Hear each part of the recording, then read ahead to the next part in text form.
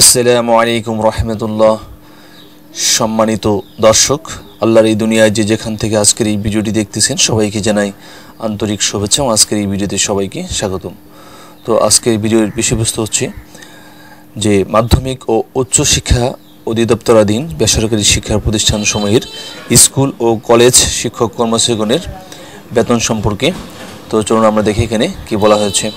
এটা হচ্ছে গণপ্রজাতন্ত্রী বাংলাদেশ সরকার মাধ্যমিক ও উচ্চশিক্ষা অধিদপ্তর বাংলাদেশ ঢাকা সংবাদ বিজ্ঞপ্তি।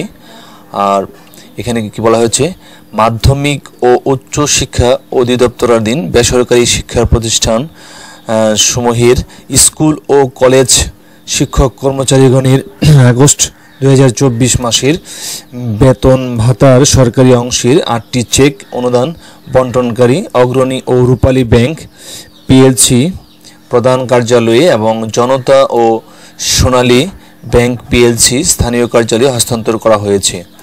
স্মারক নং হচ্ছে 37.000.003.2024/2008/04 তারিখ 3/9/2024 ইং আগামী 10/9/2024 তারিখ পর্যন্ত সংশ্লিষ্ট শাখা ব্যাংক হতে আগস্ট 2024 মাসের বেতন ভাতার সরকারি অংশ উত্তোলন করতে পারবেন। অর্থাৎ 10 তারিখ হচ্ছে লাস্ট ডেট। তো আশা করি বুঝতে পেরেছেন, এটা 3/9/2024 এই চিঠিটি ইস্যু করা হয়েছে। তো আশা করি বুঝতে পেরেছেন। তো সম্মানিত দর্শক, আজকে ভিডিওটি এখানে শেষ করছি।